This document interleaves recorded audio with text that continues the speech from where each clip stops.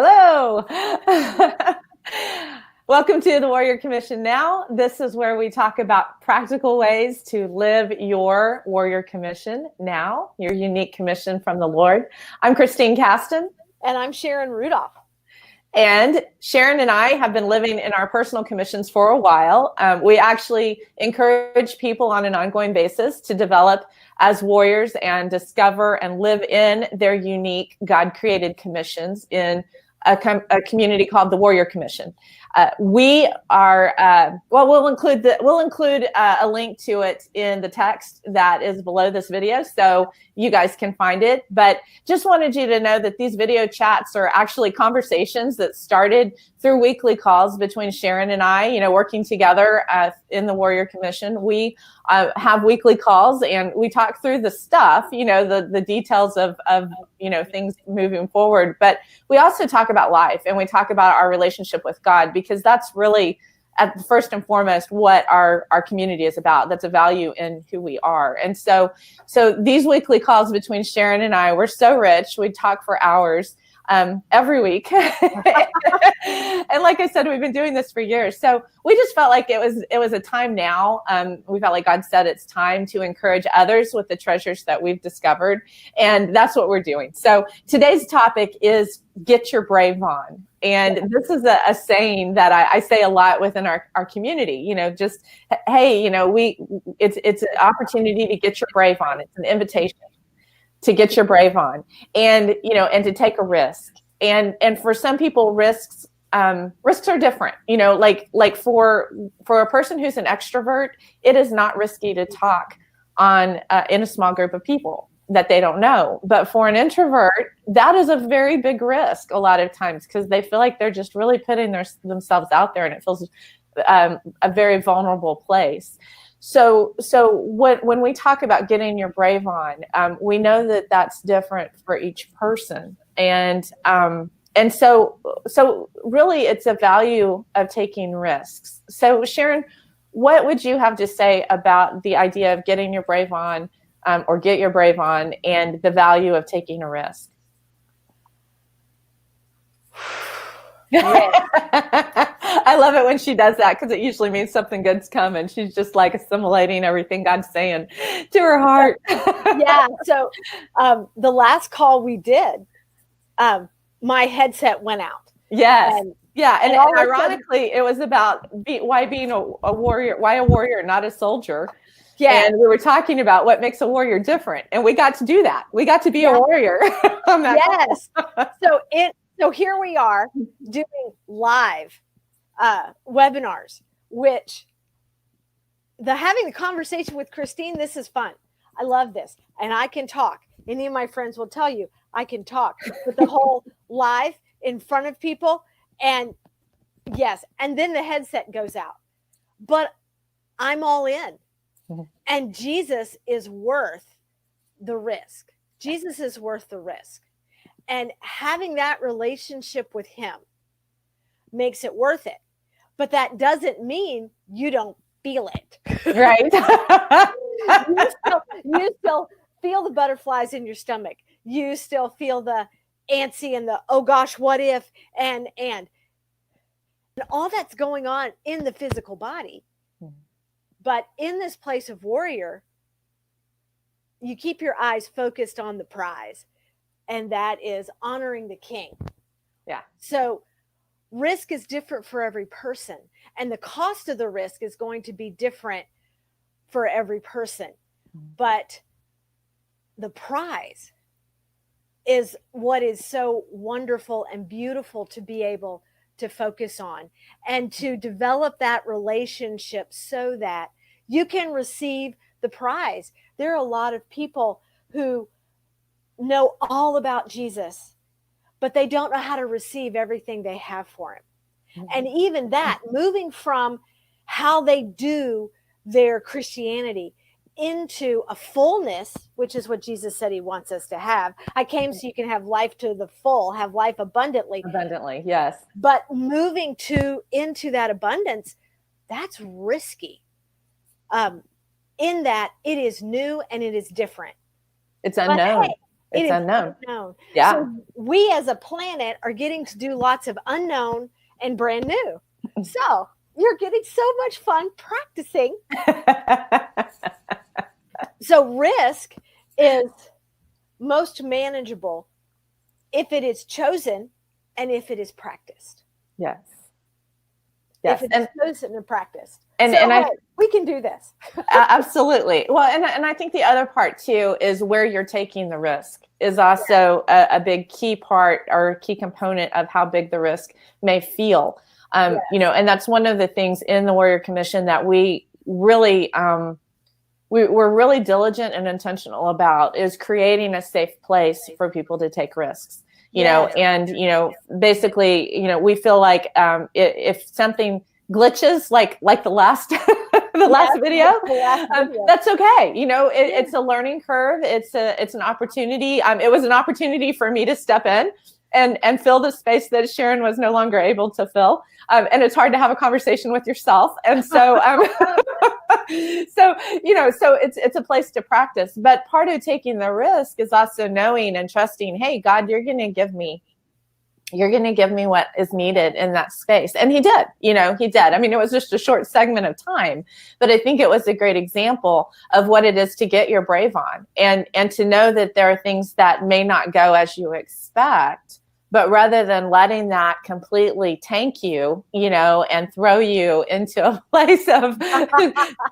deep despair and anguish, you know, you actually just get an opportunity to step into something different. You know, there's a new place to see. And so, you know, as those physical things happen, those butterflies and those, you know, the oh no, the what ifs, you know, the bad what ifs, not the good ones. We have a lot of good what ifs, but as those bad what ifs start kind of crowding into our minds, you know, one of the things about getting our brave on is not that those things don't come in at us, but it's the choice not to listen to them. And it's the choice not to let those things stop us from stepping into what God has on the other side of that. And so it's a value of taking risks that we carry, that we step into as we live out our commission. You know, as we live out our Warrior Commission now in our daily lives, those things happen all the time. Yeah, they do. But the definition of courage is not feeling fear. It's doing it anyway. Correct. Exactly. It's stepping into it. It's walking. It's out. Mm-hmm. It's, you know, David said he kept his word even to his own hurt. Mm-hmm. You stay the course, you honor the king, and ultimately, the outcome is in God's hands. Right. And there is a place of trust in the risk where it's not about trusting ourselves to make it okay. Mm-hmm. It's being able to trust that we have a God in heaven that makes the sun rise every single day. And he is in charge of the outcome. Mm-hmm. And that we're not, when you take a risk in the kingdom of God, you're not taking the risk by yourself. Exactly. That's so true. We have a great cloud of witnesses who've gone before us. We have Holy Spirit who's with us 24/7. I mean, we're never taking the risk totally alone. Even though we may feel in the moment, you know, here I am sitting in my house all by myself and my headphones are going out, but I'm never really alone. And this video, God's here in the midst of it. So anyway, so absolutely. So absolutely. How has the Lord helped you take risk that he's in the midst of? What does that look like for you? You know, a lot of it is, I mean, there's a process of getting to that point, right? You know, it's kind of like be faithful in the small things. Yeah. And so God taught me how to be a risk taker by giving me small things to take risks with, you know, and so that there was as I said yes, you know, as I stepped into it, and as I kind of, you know, took that deep breath and gathered the courage to say yes, to get my brave on, you know, and step into that thing, whatever that was, whether it would be viewed as small or large by other people. It really doesn't matter because it's how I do it. So, you know, as I've said yes to God, what's happened is over the course of time, I say yes first. Like, like I started off saying, well, what does that look like? And if I say yes to this, what's, because I'm a processor. So, so I think about all the contingency plans, well, what is that? And I kind of like I wanted him to sell me on it, if you will, okay, yes, go ahead and take this risk. It will be good for you. It's a good thing. I have a good plan. I am good. Trust me, but then it transitioned over time to where I say yes first. When God says, I have this for you to do or to step into, and I say yes first. And then I look at him and I say, okay, so I said yes. What is this? What was my yes for? What is it about? What's the next step? So in other words, I don't need to be sold on it, because my yes is always a yes to him at this point. And I know there's going to be a cost of some sort as well, but I've already said yes to that too. And so when you're in that place, and when you're in the habit, I guess, if you will, I've learned the habit and the lifestyle of saying yes to the Lord and yes to what he has as part of my commission.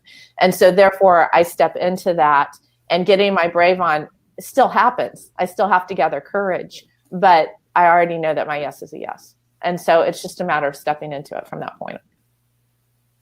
And you model that incredibly well in our community. And that's part of how I have learned to take risk and get my brave on. And there's been safe place in this community, mm-hmm. and little steps and opportunities to practice. Mm-hmm. And we have training calls, we have engagement calls, we have hub small groups, we have different places for engagement with community, mm-hmm. in safe space. Right. And to have these kinds of conversations with people and to become comfortable, mm-hmm. with them. And that is it's a treasure. Mm-hmm. It's a treasure that we have in this community. We have training, we have process, but it is the community where you have safe space to practice that. Mm-hmm. That cements it into body, soul, and spirit, so it becomes your new normal. Right. So what was a risk a year ago isn't a risk today. Mm-hmm. Because Jesus walks with you in the process. You get to practice. Yes. Yes. He makes the outcome come forward. He's that good. He is that good. He's that good. And then you get to enjoy what that is. Right. You say yes, there's a cost, you step into it, but then there's this beautiful place of discovery. There's this amazing opportunity to know who you are and whose you are in a different way. And I think that's really, for me, what Get Your Brave On is. It makes it worth it, Yes. Because it's what God has, it's the gift he has as we step across that threshold of saying yes, that we get to discover and uncover in the process of what we do.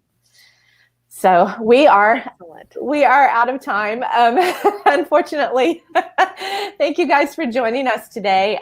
It is time to bring this part of our chat to a close, but we do post new chats on Tuesday, Thursday, and Saturday, and we also have our live chat at 7:30 a.m. Pacific time on YouTube. So if you want to know more about the Warrior Commission, go to, this is super easy, thewarriorcommission.com and discover why, as each person invests in engaging with us, they will ultimately find and step into their Warrior Commission. So join the Warrior Commission and become commissioned as a warrior, one who champions the cause of Christ and influences the world for Jesus. You guys have a great day, and we'll see you soon. Yes. Bye.